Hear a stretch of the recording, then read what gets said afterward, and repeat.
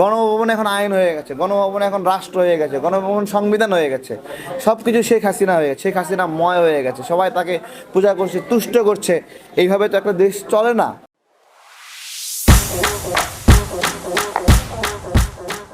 Joker রাষ্ট্রপতির সময় আমরা পার করলাম, যার কাজ দেশের জন্য না, জাস্ট মানুষকে হাসানোর জন্য। তিনি তেনার প্রেম, পারিবারিক জীবন এগুলো নিয়েই সবসময় বিভিন্ন প্রোগ্রামে হাসাহাসি করেছেন এবং রাষ্ট্রের কোনো গুরুত্বপূর্ণ গুরুদায়িত্বের সময় তাকে দায়িত্বশীল আচরণ আমরা পালন করতে দেখি নাই। সেই রাষ্ট্রপতির বিষয়ে শেখ হাসিনা বলছে তার সময় নাকি সব নির্বাচন সঠিক হয়েছে। আরে গত 14 বছরে দেশের মানুষ ভোট দিতে পারে নাই। 14 বছর ধরে আমরা ভোটের স্বাদ পাই না। এদেশের শিশু কিশোর হয়েছে, কিশোর যুবক হয়েছে, যুবক মধ্যবয়স্ক হয়েছে, মধ্যবয়স্ক লোক বৃদ্ধ হয়েছে, আর বৃদ্ধরা মরে গেছে। 14 বছর ধরে ভোটের স্বাদ পায় না দেশের মানুষ। এইরকম একটা পরিস্থিতিতে মিথ্যাচারিতা করে যে এই রাষ্ট্রপতির সময়ে সুষ্ঠু নির্বাচন হয়েছে। এটা তারা বোঝাতে চায় যে এই রাষ্ট্রপতির সময় যদি সুষ্ঠু নির্বাচন হয় তাহলে শেখ হাসিনার সময়েও সুষ্ঠু নির্বাচন হয়েছে। মোটামুটি রাষ্ট্রপতিকে দিয়ে নিজের অন্যায় অপকর্মগুলোকে বৈধ করতে চায়। এখন সংবিধানের দোহাই দিচ্ছে যে সংবিধান অনুযায়ী নির্বাচন হবে। এই সংবিধানকে কাটাছেঁড়া কে করছে, কার প্রয়োজনে করছে? জনগণের স্বার্থে এই সংবিধানের একটা লাইন পরিবর্তন হয়েছে, কেউ বলতে পারবে? কেউ বলতে পারবে না।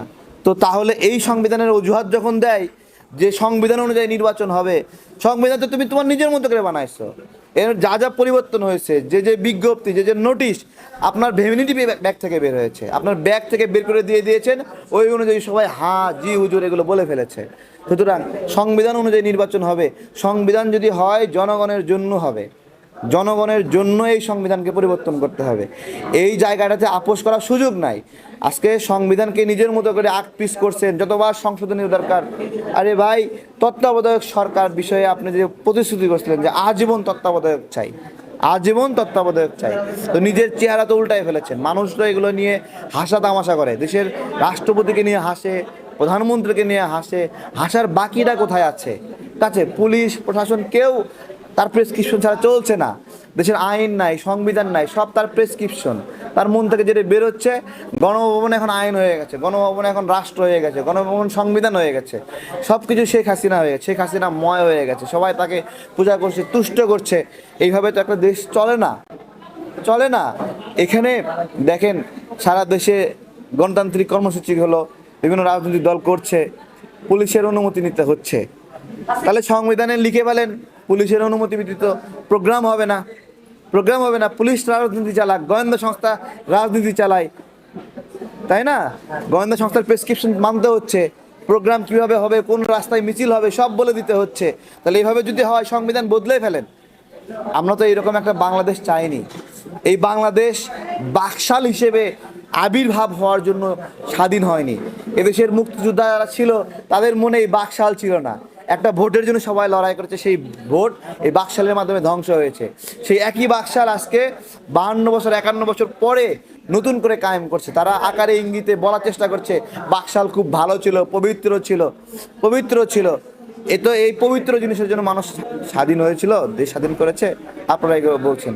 আজকে মুক্তিযুদ্ধ নিয়ে, স্বাধীনতা নিয়ে মন গড়া গল্প হচ্ছে, বইয়ে এক ব্যক্তির গুণ কীর্তন ছাড়া কিছু নাই। কে কোন জায়গায় মহান অবদান রেখেছে, মুক্তিযোদ্ধারা ত্যাগ স্বীকার করেছে, স্বাধীন করতে গিয়ে শহীদ হয়েছে, তাদের অবদানের কথা আমাদের বইয়ে আসে নাই।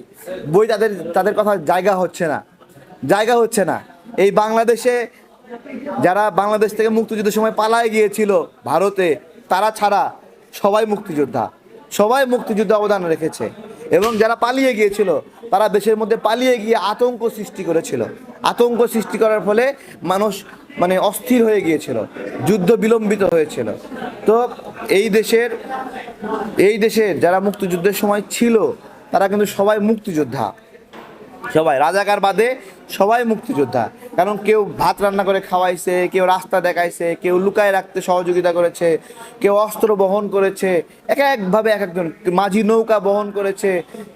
অবদানের কোনো কৃষক ফসল উৎপাদন করে সংগ্রামের সঙ্গে, যে এই দুর্ভিক্ষ হতো তো ফসল উৎপাদন করে সেও একটা সংগ্রাম করেছে না, দেশের জীবনের ঝুঁকি নিয়ে অনেক কৃষককে হত্যা করেছে না। তারা জীবনের মানে ঝুঁকি নিয়ে ফসল ফলাতে গেছে না, তো সবাই যুদ্ধে অংশ নিয়েছে। আজকে আমাদের শহীদদের মানে তালিকা নাই, 30 লাখ শহীদের তালিকা কই? তালিকা কই?